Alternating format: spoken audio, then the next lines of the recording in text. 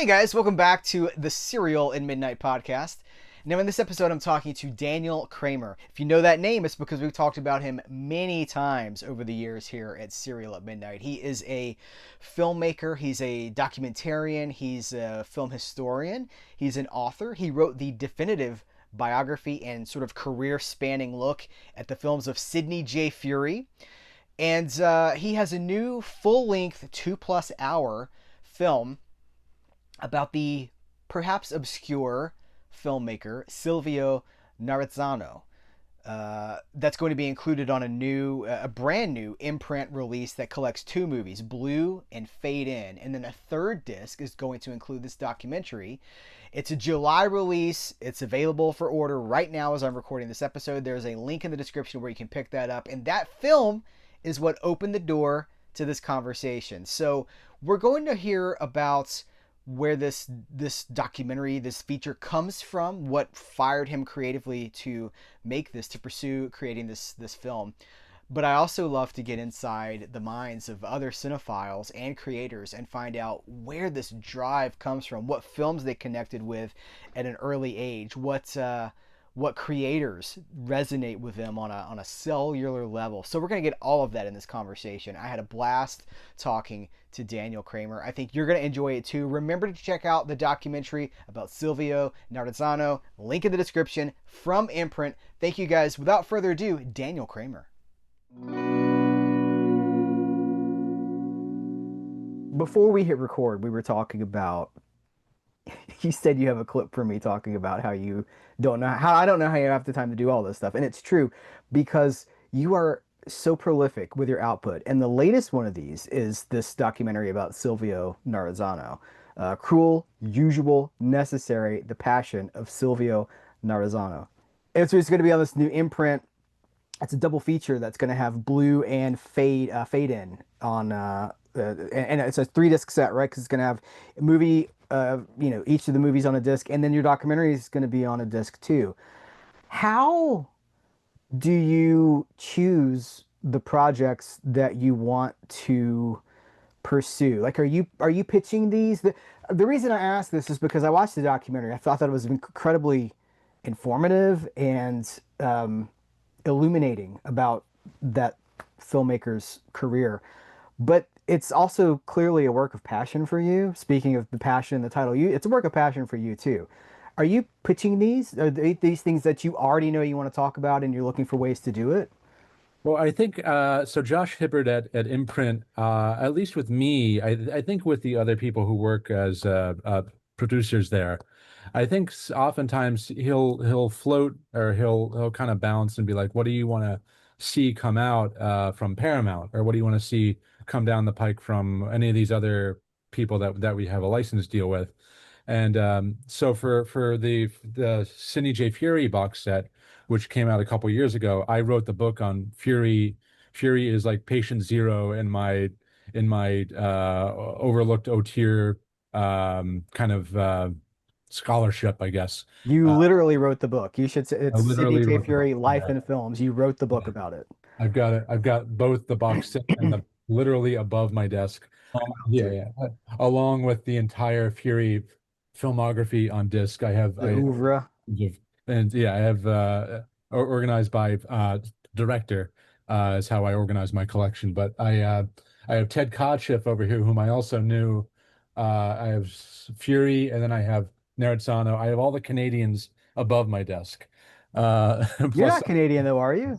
I'm not Canadian. I'm the weird American who has centered his scholarship, I guess, and my film studies. I guess my specialty is early Canadian cinema.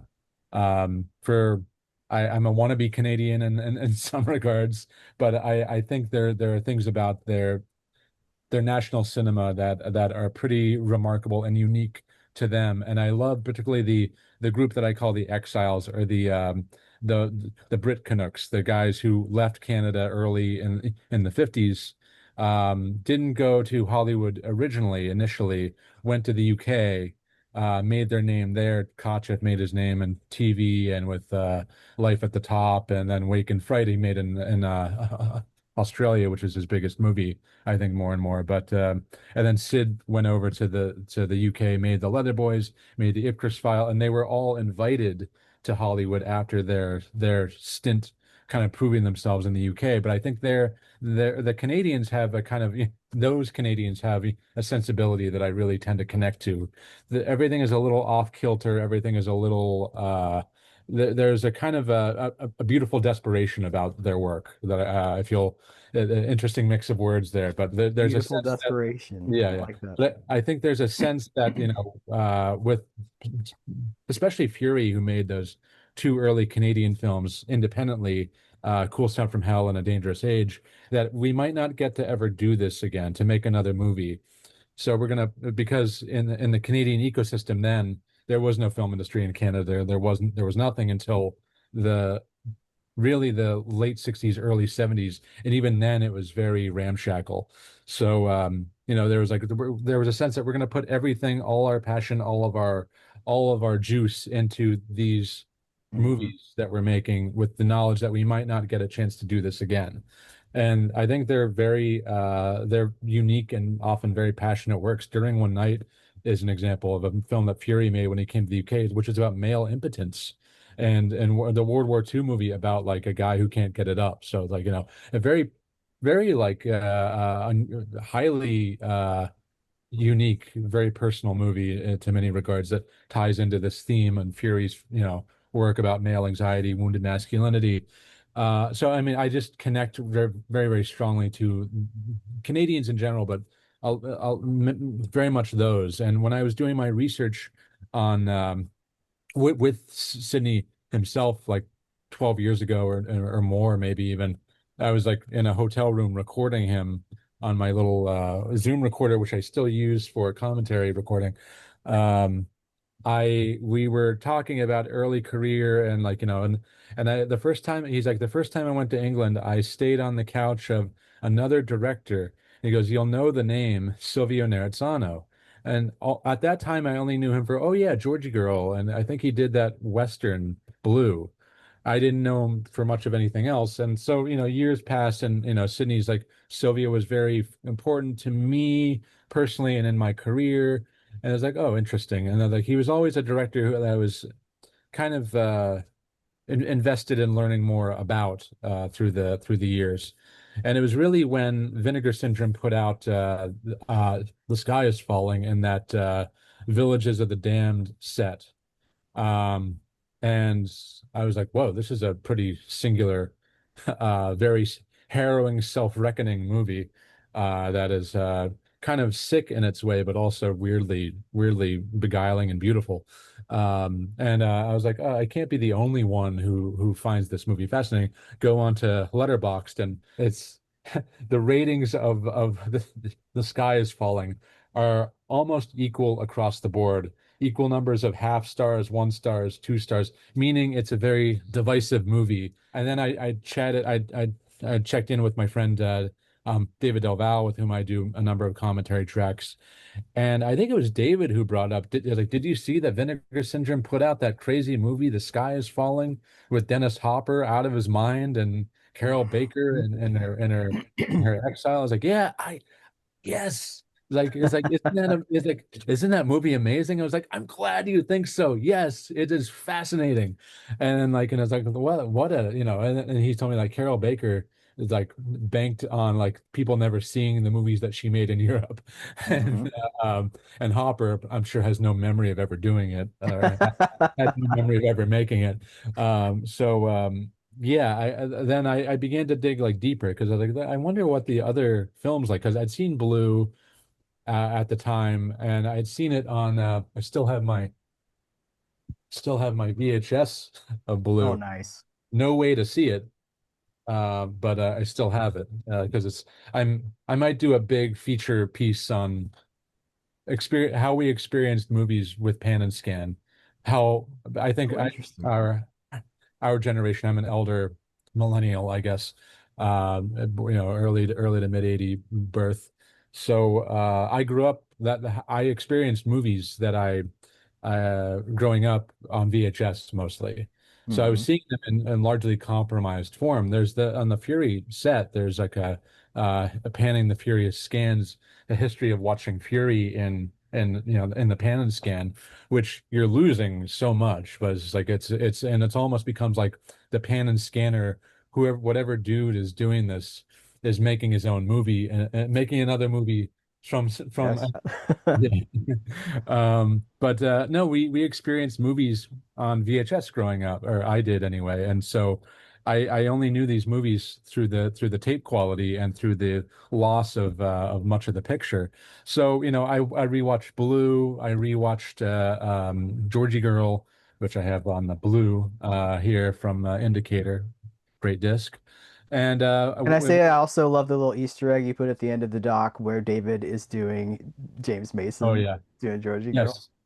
Yeah, so keep watching during the closing credits because Yeah. there are some extra things at the end, including David Del Valle doing the Georgie Girl song in the voice of James Mason. Anyway, very amusing. Anyway, it was really upon seeing a movie called Young Shoulders, which is his last movie that he did as a BBC play for today, even though it's a pure work of cinema that if I were working at a United Artists Classics or whatever, they were known like the kind of the subsidiary art house labels like UA Classics was the first of them, I believe, for like one of the majors. They would import occasionally TV product from Europe and release them as theatrical features in the US. If I had been the head of like an Ira Deutschman type figure, I would have been like, oh yeah, I'm importing Young Shoulders as a movie in its own right because it's an incredible. My mouth was agape watching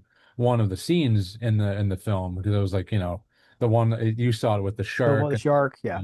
the stripper basically you know boinking the shark, which I is can't like believe that because that would have been on television, right? And we're yeah, not talking about a premium channel. Just no, everybody, do you know what this time it went out? What time it it was a late night on at the BBC. It was like 10:30 or 11 or something. Okay. Could you Like imagine if the family's watching Doctor Who at yeah, 2 oh a.m. God, and then no, that no. comes that comes on Yeah, next? yeah, no.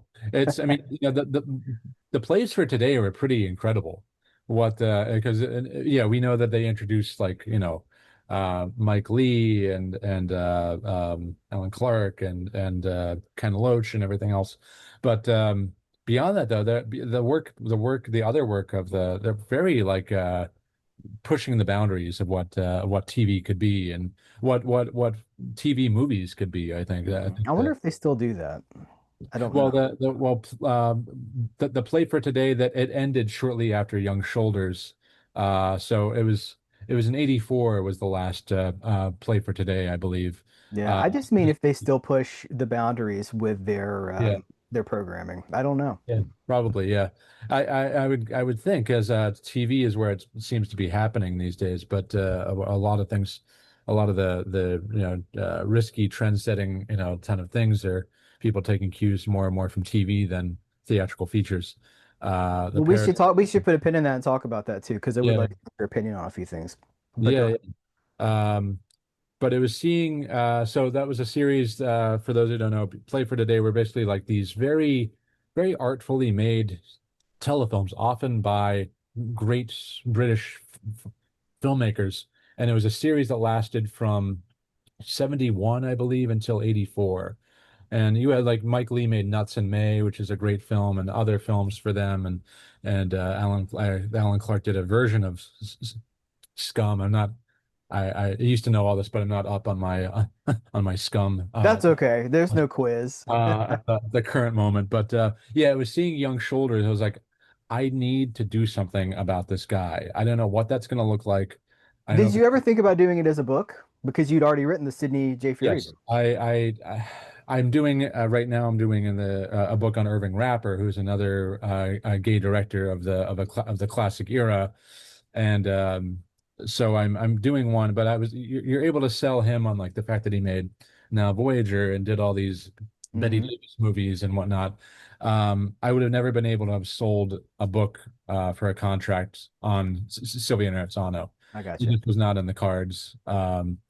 And I knew that. And I was like, well, okay, I want to do something. And like, so when Josh comes along and it's like, all right, mate, what do you want to do? What do you, you know, it's like, I'd like to do, if you can get Blue with Fade In, which is the movie shot on the set of Blue while it was being shot, and it was another alter narrative, I guess. And it's like, if you can get those two, I'll do the whole package for you. I can produce everything. So he did. He took time because oftentimes he'll request a title and then it'll come bopping down the pike like a year from Mhm. the proposal date most of the time. And I was like, well, I could wait for the green light from Josh at Imprint, or I could just get going and do like something more ambitious. Um, and then I could just present it at the end and be like, here you go. It's heavy work, though. I mean, the subject matter is pretty intense. Yeah. Is it not? I mean, it's It kind of, is. No, no, yeah. it's like the big takeaway from the biographical story of Narizzano is that he lost his life partner, who was also a screenwriter on two of his movies, including the one on Vinegar Syndrome. The Sky is Falling is a demented movie written by someone who, you might think, and then I think Win Wells was just like had a I'm saying this as a compliment in a way, had a bit of a perverse mind, I guess, Mhm. in a sense, not in a way that would get him, locked up or behind bars, but like I think he had an outrageousness, a sense of the outrageous that I think Silvio latched onto for a time. And if you've seen Redneck, which is also written by Win Wells and directed by Silvio, that's another very demented movie. These are tough watches, you know. These are movies Yeah, that you watch and then you're just like, oh, I feel yeah. terrible now. Yeah. Well, they're perfectly outrageous. Like if you're looking for something that's just like WTF, those two in particular are just like, so you see those, you see Young Shoulders, you see, Blue, which is a very homoerotically coded Western, um, in a way that the critics weren't ready for at the time, big time, because that was a very much a massacred by critics movie, but I think it's ripe for rediscovery now. But yeah, very, very queer coded Western. And if you look at all these movies, I was like, these are all connected. This is very serious. And I stand by what I say at the end. If Silvio Narizzano ain't an auteur, no one is an auteur, because each movie is a self-reckoning. It is the very harrowing self-examination. We're dealing with the same things over and over and over again. There's a consistent style in my book. So I was just like, yeah, so I'm just going to do a movie. And then it was originally going to just be like an extended video essay type movie with me just narrating. And I was like, okay, I wrote like an 18-page single-spaced script, which I read off. And I was beginning to edit that. And I was like, and at one point I quote David Del Val. I said like film historian David Del Val, blah, blah, blah, said this or that. And I was like, well, why don't I just go down? I can Yeah. just take Like, a I trip. know him. I can take a trip into Hollywood and interview him. I was just like, and that would be easy. And then like maybe that one went well. I began to plug him, and I was like, I could maybe interview other people and like transform this into like something like a hybrid between like an essay documentary and a formal. you But you're doing all this before know, you know that this thing has a home, right? Yeah, yeah. Wow. So I interviewed David. That went well. I went to Nathaniel Thompson, who's a friend and lives in the LA area, and I was like, Nathaniel, you feel you have anything to say about Silvio Narizzano? And he was like, absolutely, yes. He was like the only, and Howard Berger as well. Mhm. But then I was like trying to find other people. I was like, okay, this guy wrote a blog piece on three of the movies, so I contacted him. It's like, I'm no expert on this guy. You don't want me. I was like, there are no experts on this guy. You're it, my man. The spotlight is on you. You have something of value to say, and I'm here to tell you that, you should say it, and I'll be gentle and everything. And well, and it's like, and he acquiesced. He was a great interview subject, and I just began getting people. My friend Paul Lynch, who directed Prom Night, who's my Canadian in residence in the movie. And I know Paul because he was best friends with Furie for over 50 years, and had run-ins with all the great Canadian directors over time. So I got Paul in, I got my friend Julie Kiergo in, and like before I knew it, I was like, wow, this is a real doc. And then I was looking at like a 2.25 hour runtime. I was like, you know what, this is more than likely going to be the only thing ever made about Silvio Narizzano. It should be the definitive thing. So I'm leaving it at 2.25 hours. I began to show it. People are like, yeah, that flew right by. That was fine. So like, okay, well, 2.25 hours it will remain. And that's how the movie got made. And then finally Josh got back to me and said, okay, we got blue and we got fade in. Like here. And I was like, here it is. And it's like, oh, wow. Okay. We have a full documentary.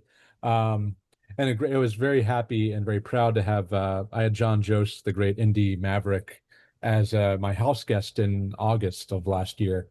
And I began to notice that John has a very charming kind of lilt to his voice that I've only seen there's one clip in the doc with where Silvio speaks and you kind of hear what he sounds like. And I was like, he has that same lilt. He has that same like kind of like almost he was from Montreal, but he has that like almost Nova Scotian lilt. And John Jost kind of has that. And he was with me at the time, crashing on my couch. And I was like, John, you want to do some extra lines for me?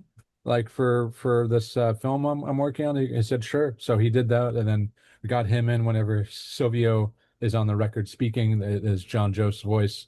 I'm curious where your like how did you what was your cinematic like journey? That sounds very dramatic and I don't mean for it to, but we all have these moments where maybe we realize, oh, I'm way more into this stuff than everybody else. You know, the cinephiles are really, I think they're born and a rare breed. When did you sort of come into your own with that?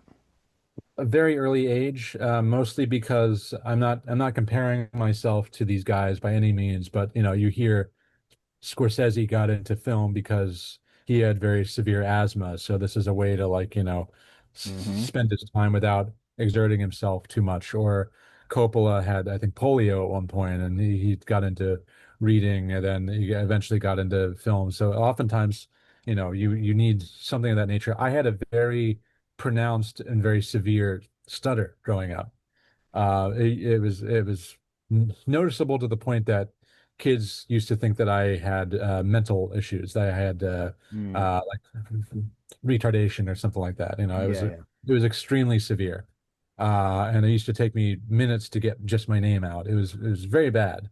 So what I did in lieu of finding social comfort in cultivating a social circle or whatnot is I just like delved completely headfirst into movies.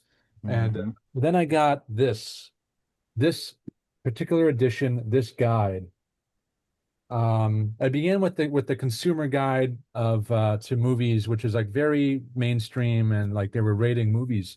And I think I got that when I was like 6 or 7. I was like, wow, what a concept, a book of ranking movies. I was like, Yeah.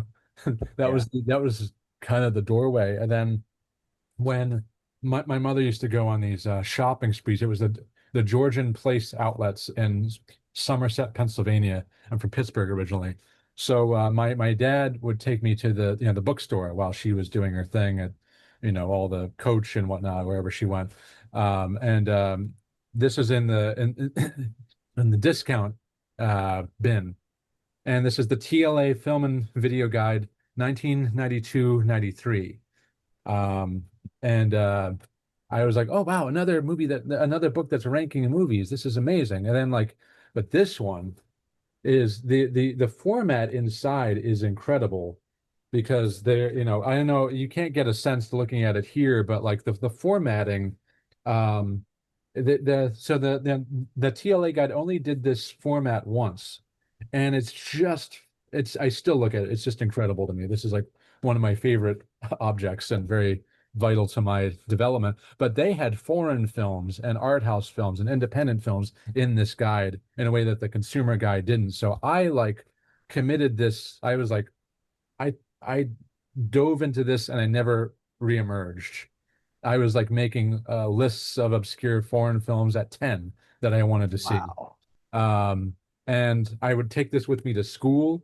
I would be completely immersed in this for years, this guide.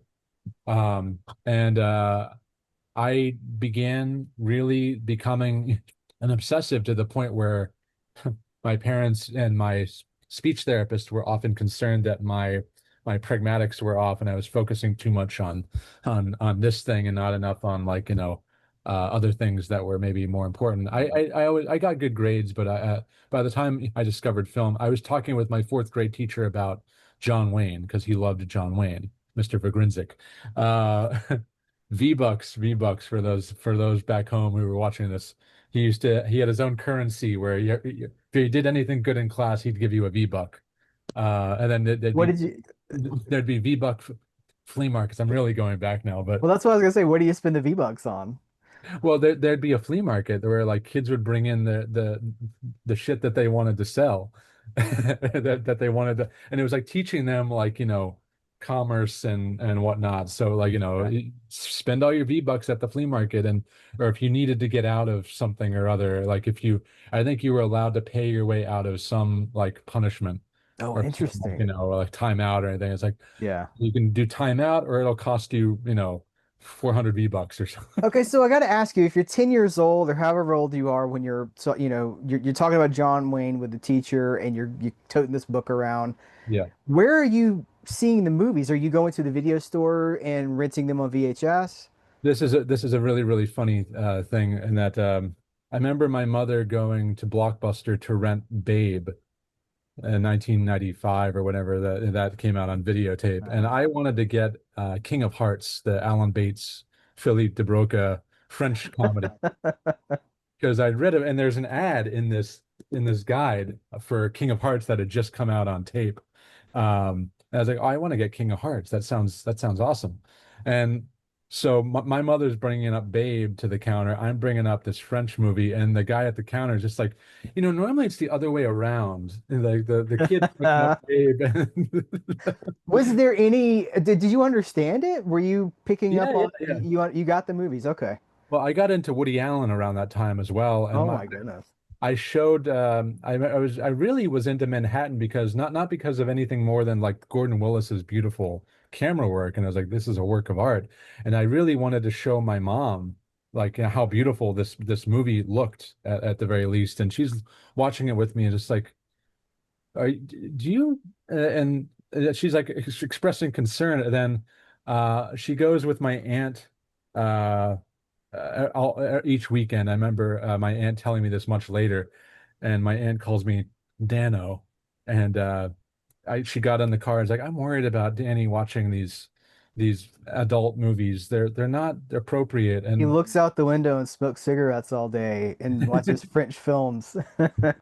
and my aunt said, Mayor, Dano doesn't look at movies the way that you and I look at movies. And that was enough for her at that moment. I think she just let me go. I think my aunt realized something. She heard it, she listened to it, she internalized it. It's like, yeah, you're right. He does kind of look at these things differently than we do.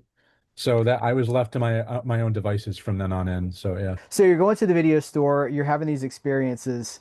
When is the first point that you start to think, I could do this? I could make these movies.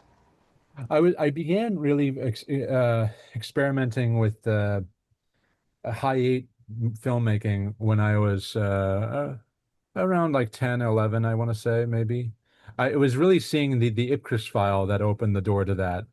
And I credit Furie to this day. It's in my book. It's in the kind of the personal opening chapters of the Furie book before I get into the biographical story and the film analysis. How I saw the Ipcris file, because it was wonderful. I remember I tend to place this in my fifth grade year.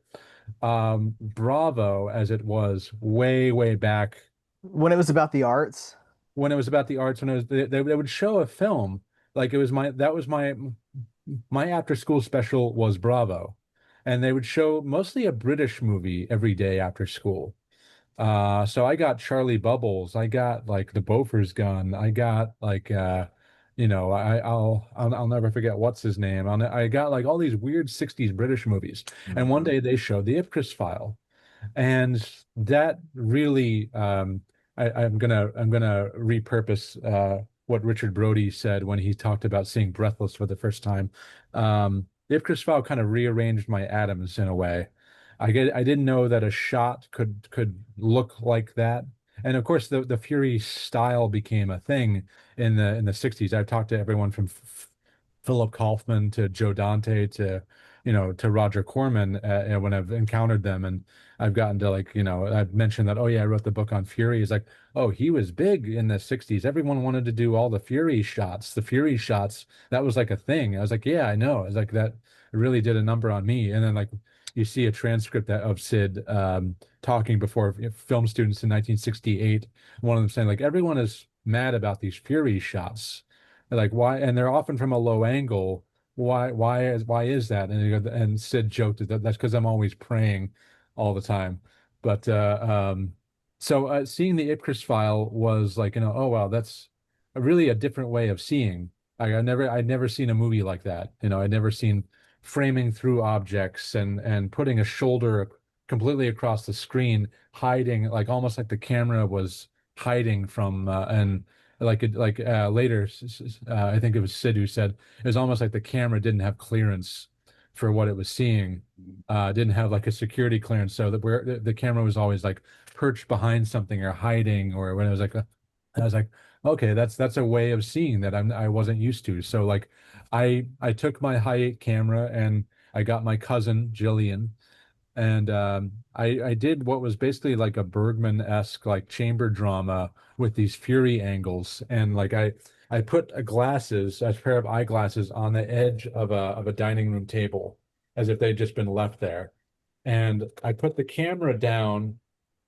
and I filmed through the lens of the glasses, and I gave my cousin a mark on the fly. I didn't even know what marks were. I was like, well, okay, we need you to hit a precise spot in order for this to work. So like we put like a whatever, like a doll on the floor or something like that. So like, I made my first mark as a filmmaker. It's like, okay, you hit here. And then like and then I finally got it and I showed it. It's like, woo, that's weird and fancy. I was like, yeah, that's this movie, The Ipcris File. I did it. I did this. So like I just began doing all these Fury shots, like kind of like emulating them on my own. So like I've told Sid a few times, and I say generally that's Sid Fury is behind my thinking that I could actually make films, because I wanted to do those Ipcris shots, and like once you it's like a Lay's potato chip. You try once, you got to keep going in for more. So, I just kept on doing it, and I was like, yeah, I think this is what I want to do. Yeah. I think this is what I want to pursue. So that's how it happened. Yeah. That's amazing. Yeah. So, what do you think about, well, first of all, just sidebar, how did because you wrote the book and you got to know Mr. Fury very well. Did he have any, I guess, did he have any bitterness about the system? Because these guys that are so innovative often are ahead of their time or misunderstood in their time. Yes, he is the least bitter person in the film industry that I've ever met, and I'm not just saying that. He considers that he's led a very charmed and blessed life, and he goes, no, he's like, I've had my battles with actors and with the powers that be, but no day on a movie set was ever a bad day. Um, Even like, I at his worst, like he does not. He told me when we did for first recording for the book, he said, like, we were working our way through his filmography sequentially, movie after movie. We just like do like a free association of his memories of doing it, his intentions, everything else. We finally got to Superman 4, and he's like, okay, you got 10 minutes on this, go. Like that was the one that he didn't want to talk about as much, Yeah. because I think, he never saw the final version of it. That's like that'll tell you a lot. He never saw the final cut that was released into theaters. It's like I haven't seen it, nor will I. It's on the tape somewhere. He just didn't see the final cut. But he said even then I was out there with a crew making a movie. He's like, there's nothing like in the morning. And I've seen this because I've been on his sets. Like he's the first to get there. He walks around on the set before anyone else gets there. He's got his coffee, and then the crew begins to arrive and then the donuts line up and everything. And then he grabs a donut and then he talks to the crew. He's like, okay, this is what I think we're going to do today.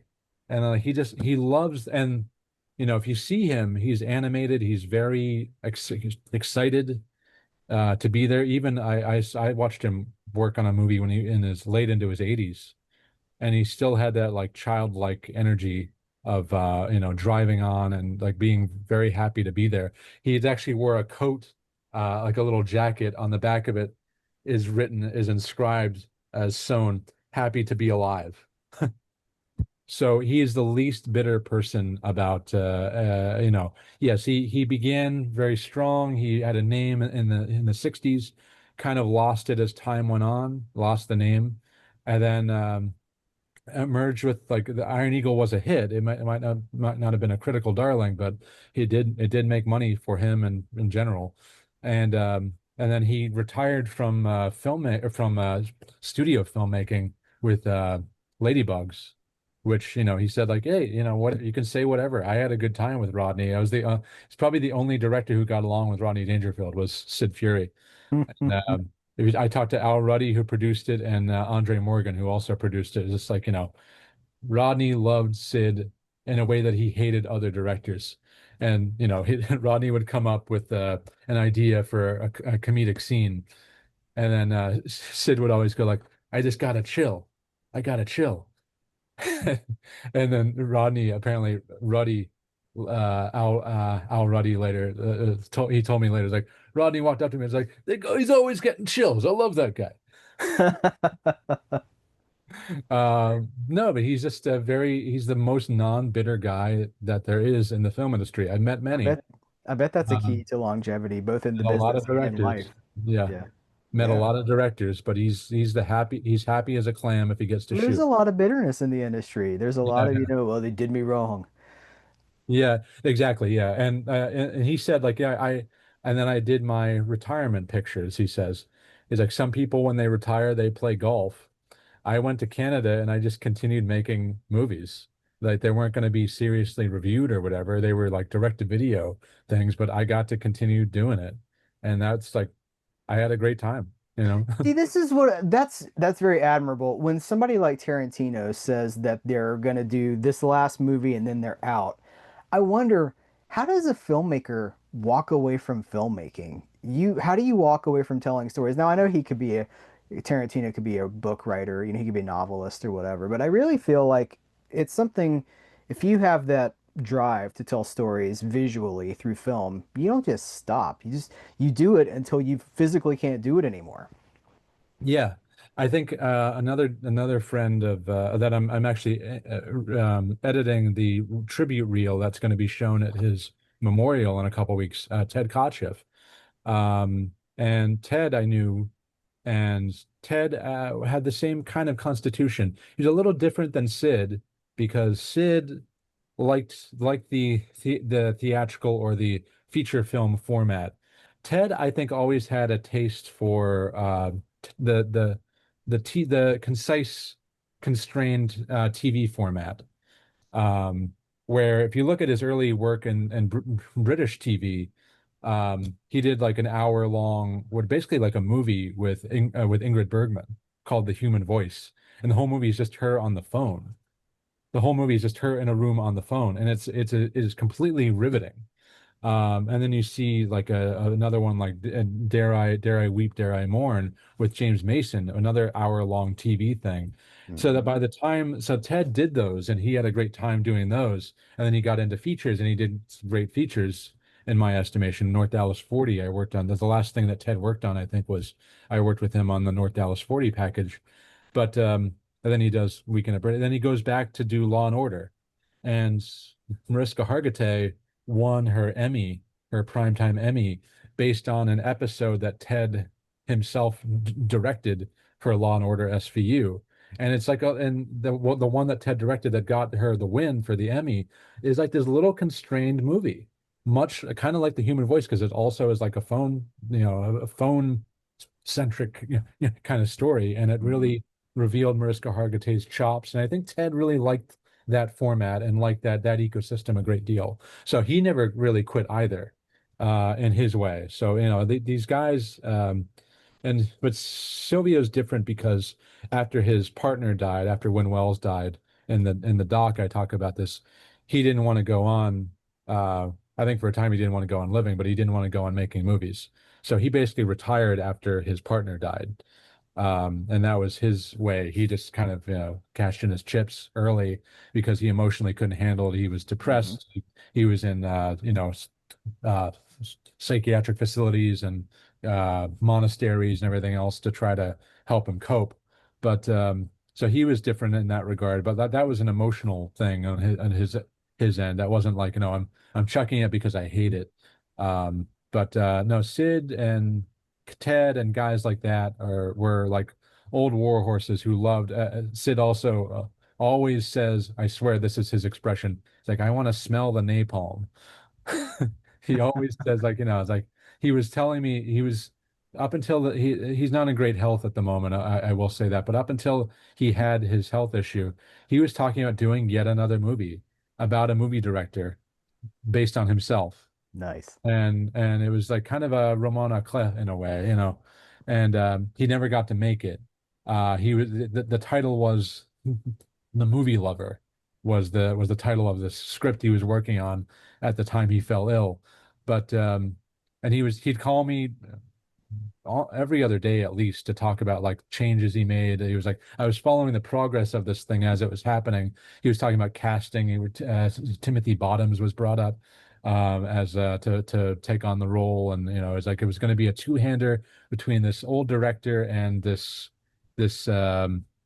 middle-aged woman, I think, or something like that. And he really wanted to do it, but he never quit like conspiring to do the next thing until he no longer is able to. And I think it bugs him. Did he finish the screenplay? He did. There's a draft, yeah, but he didn't. You make movies. Yeah, I'd like to do that one. I'd like to adapt that one, yeah, Yeah. and dedicate it to him. But Yeah. we'll see. But yeah, the guys I normally wound up liking.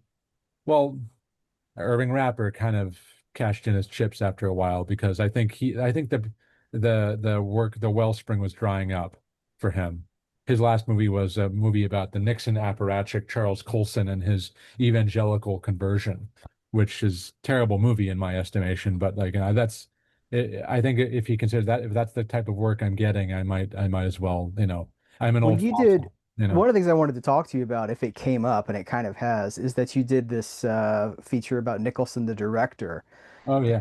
So I just did a commentary for the Two Jakes with my friend Max Allen Collins, and he at the time, you know this, at the time of the filming of the Two Jakes, he's telling people, "I'm going to walk away from acting in 1992, and I'm going to be a director full time." And it's Yeah. the last thing he ever did. That was working for cinematograph is interesting because I'm sorry, Justin normally comes to me with the themes he likes to see explored in the movies themselves. Like he came to me for that one and said, like, I'd like a piece on Nicholson as a film director. I said, okay. I went to Henry Jaglom, who I've known for the longest of anyone in the film industry, and like Henry's known Jack for, you know, most of his life. So, I went down to talk to him about Jack and everything else. And then with Drop Zone, he's like, I need a piece on John Badham as a director. It's like, oh, I'm ready to go in that because I consider John a very, very interesting subject. But with Jack, I don't know. Jack, I think the Two Jakes was fraught with a lot of with peril in many ways. Yeah. There were a lot of stops and starts on that project. And I think Nicholson got a taste of just how arduous. Um, I think he knew already, but I think it's just like, I think the landscape was changing around that time. You Hmm. had directors who were kind of on Elba during the 80s, Altman and Scorsese to a certain degree or another, and Bogdanovich. They had been kind of cast out for a while, and then there Would you was throw John Huston on that list too? well, Houston just died. He had in the last nice few years with Prizzi's Honor and the It's his Dead. honor, right? So he and Under the Volcano, of course, but I think he lucked out in those last years, and that he made some of his best work, in my estimation, in the last those last years. Right. Annie arguably. But anyway, I don't know about Annie, but yeah, he did, at least did Under the Volcano, Prizzi's Honor, and The Dead.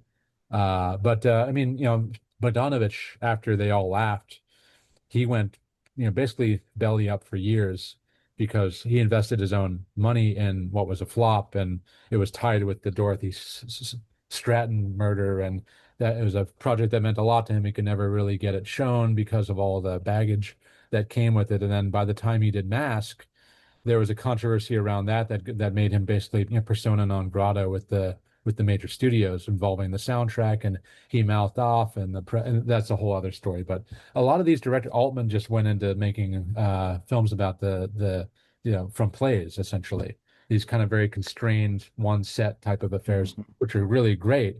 But Altman was also kind of a castaway. So during that time, I think the two Jakes is coming up. They're going to do it. They're going to do it. I think the journey begins around like early 80s, 80, and then Mhm. in 84 there's like, oh yeah, we're really getting it off the ground this time. That crashes, and then With their own money. They yeah, invested their own money in it. They were yeah, gonna walk away from the page. They're like, we don't need to get paid. We'll put it back in the yeah, movie. Oh, yeah, it couldn't and have then gone worse. It could not have gone worse. yeah, yeah, and then by the time it finally emerges, I think Jack is just like, yeah, I think if maybe if I had emerged truly as a director back in the 70s with Drive, he said, or with Yeah. Going South, maybe I would have had an easier time. But I'm just gonna coast from here on in, and I'm an actor. That's what I Well, and you know what else too that has to be weighed in that conclusion is that he had just come off of Batman from 1989 as the Joker, and he had right. a back end deal on the profits of the movie, and he Yeah, made tens of millions of dollars at a time when that was even more than it sounds like now. And he didn't have to do anything after that. The fact that he took interesting projects through the 90s is kind of a testament to the guy that he is, I think. Because, I right, mean, you look at something like As Good as It Gets, he doesn't have to make that, but he wants to make these interesting character pieces, which I right. appreciate. But I guess he just didn't want to touch him from a directorial standpoint anymore.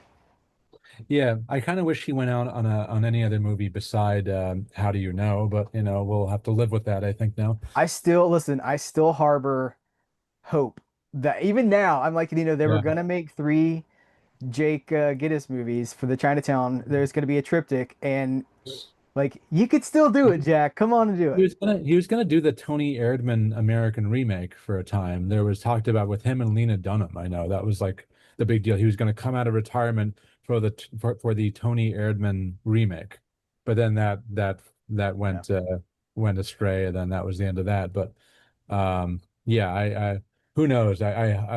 One can hope it's not going to end on How Do You Know that, which is I think is a pretty horrid Yeah. movie, but uh, yeah. Well, listen, let me ask you this because I want to wind down with you here because you've been very generous with your time. But as a filmmaker, as a writer, as a creator, where do you see the current landscape as far as being able to tell a story? You can tell it in a book, you can tell it in a documentary like you just have. Um, are opportunities shrinking or are they expanding? There's a real doom and gloom picture that some people paint, but you're working, I mean, your resume is huge, dozens and dozens of projects. I'm really curious what you think about the current creative Yeah. landscape. Um, I mean, it's a double-sided thing here because what you have is an industry that is receding in many ways, and it's kind of in trouble if you're looking at the big apparatus type filmmaking, the major filmmaking. Um, I mean, my husband and I were at a party, a Fourth of July pool party last week, and we had our friend who's a sound man on many movies talking about how work is drying up in the LA area. And there's a bit of a panic in the air here among everyone I know in kind of on the production end of things. It's a bit of a panic right now. However, it's never been easier to make a movie. It's never been easier to make a movie if you have the basic wherewithal to get it all together. I have a feature that I shot that I'm still. It's been in editing for a couple years. A narrative feature shot. I was lucky living in San Francisco for as long as I did to be able to get projects off the ground. And I made just in SF alone, in the Bay Area alone, I made um, five features, five full-length narrative features, sometimes with like well, they're all pretty much trained actors, but like I got like Barry Newman and Josh Safdie of the Safdie brothers to appear in two of them. So, it was just very the ecosystem in the Bay Area just made it very possible to get things made. And there are a lot of willing and able and eager people up there that made filmmaking for me very possible and very exciting.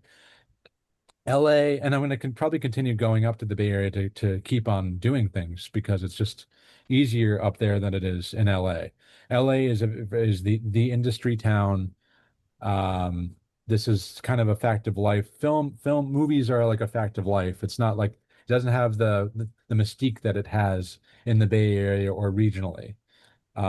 So people are like, if you're trying to get like a grassroots type of thing off the ground in LA, you're gonna encounter a little friction and a little resistance, and you're gonna probably have trouble finding um, the resources in a way that is different from regional filmmaking. But regional filmmaking is a great thing because it exposes people to places that we don't normally see in mainstream film and Right.